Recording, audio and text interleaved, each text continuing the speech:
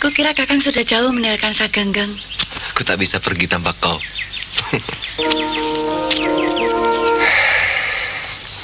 Bicaramu seperti janggan dari Sagenggeng. Susah dimengerti. Bukankah hidup akan lebih punya arti kalau manusia hidup di tengah-tengah manusia lain dengan saling berbaik hati?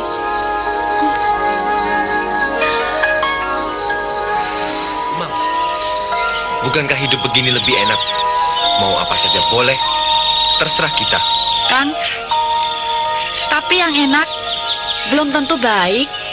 Kau masih meragukan kebaikanku terhadap orang lain. Apa artinya kebaikan kalau harus mencelakakan orang lain? Aku punya aturan sendiri. Aku mau yang gampang saja. Kakang keliru. Setiap perbuatan ada batasnya. Mengendalikan diri, itulah kelebihan manusia. Mungkin lebih berarti daripada memamerkan kelebihan yang sebagai itu.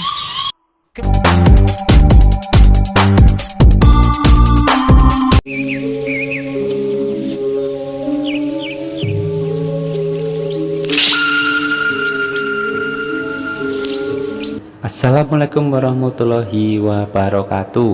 Kali ini Tempo Dulu Channel akan membahas film Ken Arok dan Ken Dedes. Film ini rilis pada tahun 1983 dan diperankan oleh Josh Rudy sebagai Ken Arok, Eva Arnaz sebagai Ken Dedes, serta Adven Bangun sebagai Tunggul Ametung. Tanpa basa-basi lagi, mari ke alur ceritanya. Niken, dengarkan. Aku, Dewa Brahma, meminta agar kau menjaga dengan baik benih anak lelaki yang kutitipkan dalam gua Garbang. Dia calon orang besar di tanah Jawa.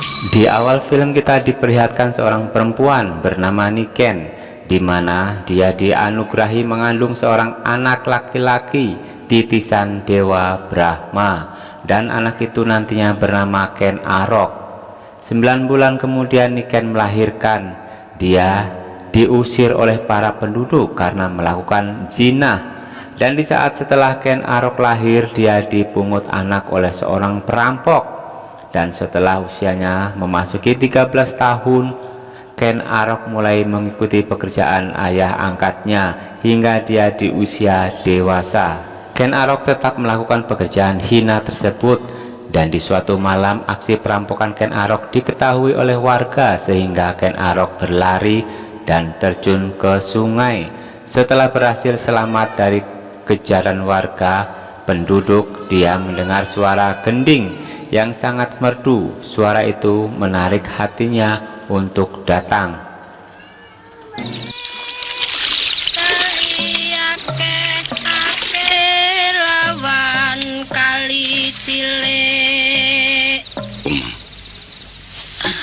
Sudah larut malam. Petuahnya sangat bagus, Romo. Kalau sudah selesai, jangan lupa mengembalikan ke kamarku ya.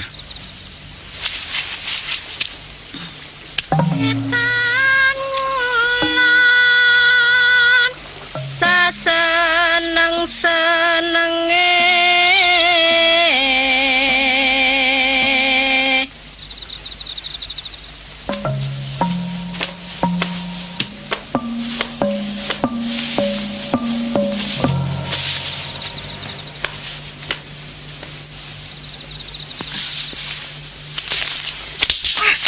Jangan ribut. Aku tidak berniat jahat. Aku hanya numpang tidur. Kalau tidak berniat jahat, mengapa mesti memaksakan kehendak?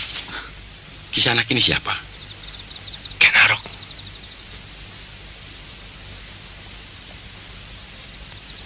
Itu milikmu? Bukan, tapi ini selalu kubagikan pada orang-orang yang kekurangan. Kisanak, kalau hanya sekedar memberi makan, tidak akan mengatasi kekurangan mereka. Salah-salah hanya membuat mereka malas. Apa maksud Kisanak datang ke Padepokan Sagenggeng ini? Kalau hanya numpang tidur, pasti Romo Janggan mengizinkan. Bukankah Romo pernah mengatakan kalau Padepokan Sagenggeng ini terbuka untuk siapapun? Ken Arok diterima di Padepokan Sagenggeng. Di sana Ken Arok belajar membaca dan memperdalam ilmu kanuragan. Hubungannya dengan Umang semakin dekat, sehingga suatu malam mereka kepergok Romo sedang bermesraan, sehingga Ken Arok diusir oleh Romo Jangger dari Padepokan Sagenggeng. Keesokan harinya Umang memutuskan untuk menyusul Ken Arok meninggalkan Padepokan Sagenggeng. Kukira Kakang sudah jauh meninggalkan Sagenggeng. Aku tak bisa pergi tanpa kau.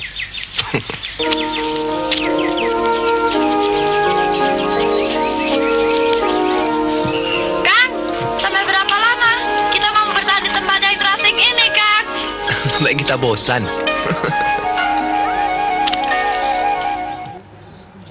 Ken Arok dan Umang membangun sebuah gubuk di tengah hutan. Mereka hidup berdua menikmati hubungan tanpa ikatan.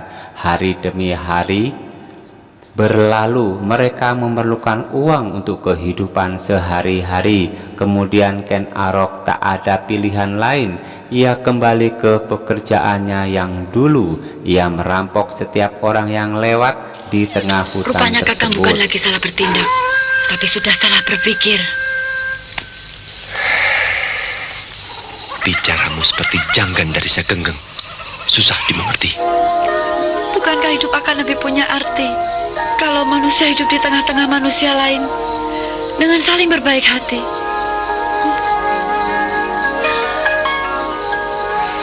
Umang, bukankah hidup begini lebih enak? Mau apa saja boleh, terserah kita. Kang, tapi yang enak belum tentu baik. Kau masih meragukan kebaikanku terhadap orang lain. Apa artinya kebaikan kalau harus mencelakakan orang lain? Aku punya aturan sendiri. Aku mau yang gampang saja. Kakang keliru. Setiap perbuatan ada batasnya. Mengendalikan diri, itulah kelebihan manusia. Mungkin lebih berarti daripada memamerkan kelebihan yang sebagai itu. Ken Arok dan Umang yang mulai ingin hidup normal, mereka tidak tahu yang mereka rampok pada waktu itu adalah prajurit Tumapel. Mereka bawahan Tunggul Ametung. 10 prajurit Tumapel tak mampu menghadapi seorang perampok. Mana Kebo Ijo? Sebetulnya tidak kalah, Gusti. Hantu kerautan sudah hamba hadapi, tapi semua prajurit malah lari tidak mau membantu. Buat tangan. Kenapa kau tidak memberikan bantuan? Bukankah kau lebih pintar ulah keprajuritan? Gusti, hantu karutan benar-benar menakutkan. Ampunilah hamba, Gusti. Loh, engkau kan tidak sempat berkelahi. Hamba lapor, Gusti. Orang-orang Ponowijen perlu dicurigai kesetiaannya. Hamba perintahkan mereka untuk datang membantu. Malah begini jadinya. Lalu bagaimana rencana Gusti? Aku akan turun tangan sendiri. Singkat cerita, hari di mana pemungutan upeti terhadap penduduk kembali dilakukan, dan kali ini Tunggul Ametung sendiri yang memimpin prajuritnya. Dan benar saja, di hutan kelompok mereka kembali dicegat oleh Ken Arok yang ingin merampoknya. Kekuatan prajurit Tumapel kali ini tidak bisa ditandingi oleh Ken Arok. Terpaksa Umang harus terpisah. Ken Arok lari tunggang langgang dari kejaran prajurit Tumapel, yang kemudian dia diselamatkan oleh seorang nenek yang aneh dan menyembunyikannya ke dalam sampah, sehingga luput dari kejaran Tunggul Ametung. Sementara Tunggul Ametung dan prajuritnya mereka sampai di sebuah desa, di mana di sana ada keributan 2 orang laki-laki yang memperebutkan darah cantik yang bernama Ken Dedes. Tunggul Ametung yang melihatnya, ia juga tertarik kepada Ken Dedes. Lalu ia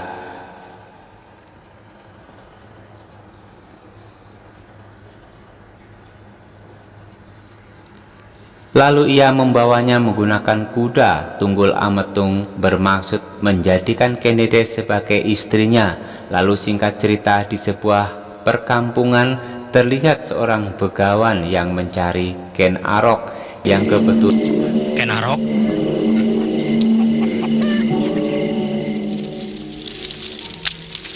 Dari negeri seberang lautan, Jambudwipa, saya sengaja datang mencarimu.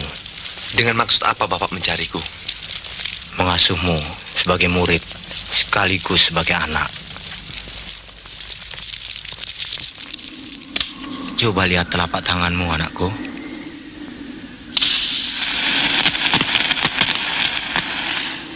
Cakra adalah lambang kekuatan dan kekuasaan untuk melindungi jagat raya ini. Paling tidak, negara dan tumpah darahmu. Hamba lapor, Gusti. Pendeta Logawe dari Jambudwipa mohon menghadap Gusti. Ananda merasa menerima kehormatan atas kedatangan Bapak Pendeta. Adakah urusan penting yang mungkin bisa Ananda bantu? Mungkin bagi Nak Mas Akuwu hanya soal kecil, tetapi buat saya adalah hal yang sangat penting sekali, karena menyangkut masa depan anak angkat saya. Maksud kedatangan saya ingin menghadapkan anak saya, Ken Arok, agar bisa mengabdi di Tumapel apabila Nak Mas berkenan. Saya memang butuh seorang pengganti. Mana dia, Bapak? Dengan bantuan seorang pendeta, Ken Arok mendapat kesempatan untuk menjadi seorang prajurit Tumapel secara kebetulan. Pula saat itu ada penyusup yang datang masuk ke Tumapel. Ia adalah musuh Tunggul Ametung. Ia menyelinap dan langsung menyerang. Tidak seorang pun dari prajurit yang mampu mengalahkan dan menandingi kehebatannya. Kemudian Ken Arok mencoba melawan orang tersebut dan disaksikan oleh Tunggul Ametung.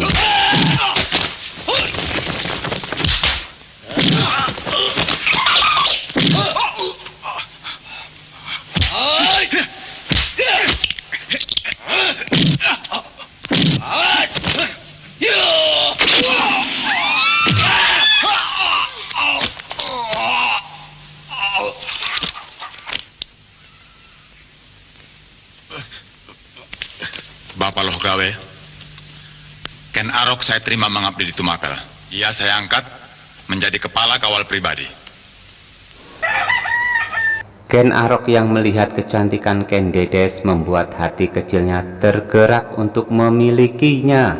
Diceritakan Kendedes belum menerima Tunggul Ametung sebagai suaminya. Dia terus-menerus menolak Tunggul Ametung. Di suatu hari Ken Arok mengawal perjalanan Tunggul Ametung dan Kendedes. Pada saat hendak turun, kain penutup kemaluan Kendedes melorot terlepas. Terlihatlah kemaluan Kendedes bersinar. Menurut kepercayaan tersebut, ciri itu menandakan bahwa wanita yang memiliki kemaluan yang bersinar akan melahirkan keturunan raja-raja besar dari kemaluan yang bersinar itu. Hal ini membuat Ken Arok semakin ingin mendapatkan Kendedes. Setelah Gusti Ayu mengizinkan hamba untuk menikmati kembali wajah Gusti. Aku bersuami penggawa. Sebuah perkawinan yang terpaksa. Apa indahnya, Gusti?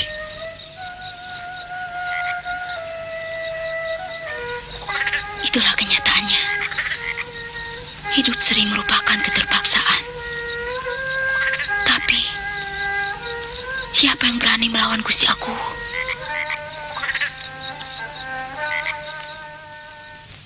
Siapapun lelaki yang bisa mengawini wanita Nareswari bakal menurunkan raja-raja besar. Nareswari? Ya, wanita yang bersinar gua garbanya seperti yang kau ceritakan itu.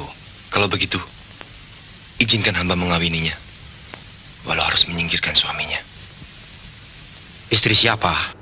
Ken Arok tak menjawabnya ketika pendeta Loh Gawe menanyakan istri siapa yang dimaksud. Lalu Ken Arok lekas pergi. Ia menuju rumah orang yang pernah ia selamatkan dulu. Dia sudah dianggap sebagai anak oleh orang tersebut. Di sana ia disarankan untuk mencari desa Lulumbang dan mencari keris yang bernama Empu Gandring.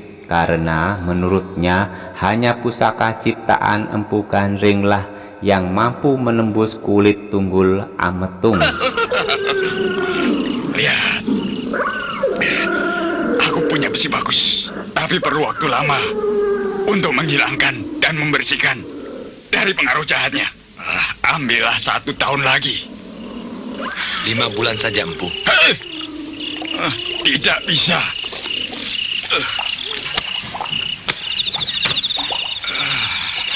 Belum sempurna. 7 bulan. 5 bulan lagi saya kembali. Ken Arok memaksa Empu Gandring untuk mempercepat pembuatan kerisnya. Empu Gandring pun berusaha secepat mungkin untuk menyelesaikannya. Namun Ken Arok sudah tak bisa menunggu berlalu lama. Ia sudah kepanasan melihat Tunggul Ametung bersama Ken Dedes. Ia terus mendatangi Empu Gandring, ingin kerisnya lebih cepat selesai dari waktu yang dijanjikan oleh Empu Gandring. Sekarang tidak bisa. Pamor keris itu masih jahat. Salah. Kau bisa celaka karenanya. Lalu, kapan boleh diambil? Aku harus membersihkannya lagi. Bulan purnama mendatang, kau boleh datang kemari. Arok?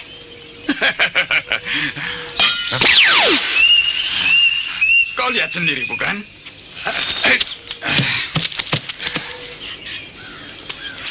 Boleh aku pegang?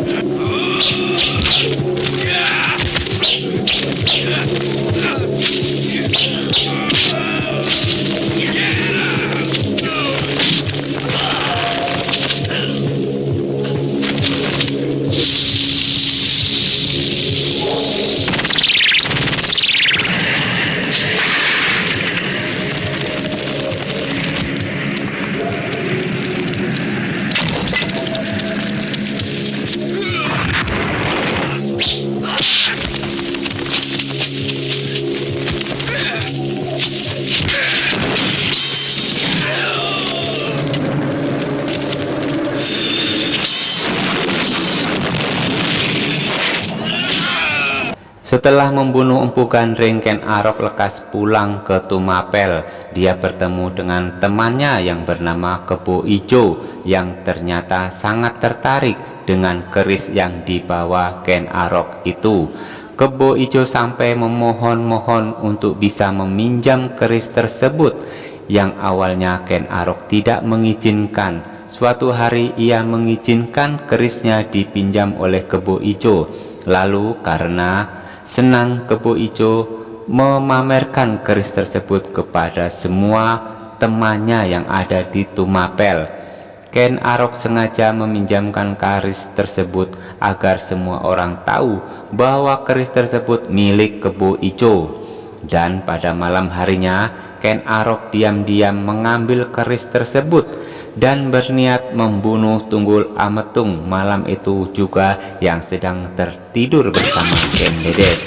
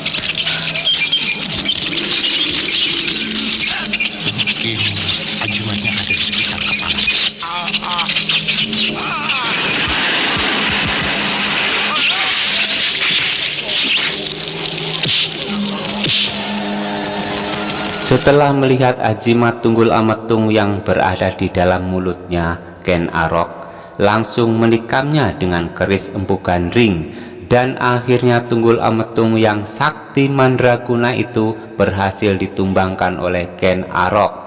Tak lama setelah itu, rakyat Tumapel berhamburan keluar. Mereka tak percaya bahwa Tunggul Ametung sang junjungan mereka telah tewas. Biadab! Siapa yang telah berani membunuh Gusti Aku? Siapa? Hah? Siapa? Bukankah ini keris kebo hijau? Hah? Ini pasti keris kebo hijau. Oh iya, benar. Wirapati, tangkap kebo hijau. Tangkap kebo. Dengan bukti yang sangat kuat, Kebo Ijo yang sebenarnya tak bersalah harus menanggung semuanya. Kebo Ijo diseret dan ia dibunuh oleh Ken Arok dengan keris Empu Gandring yang masih tertancap di mulut Tunggul Ametung. Wahai para prajurit dan rakyat Tumapel, kini akulah Aku Tumapel yang baru.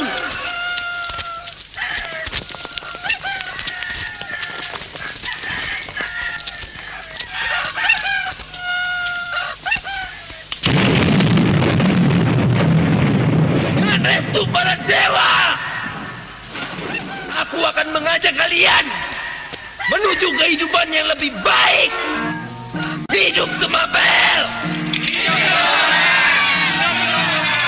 Masa silam pun berkisah.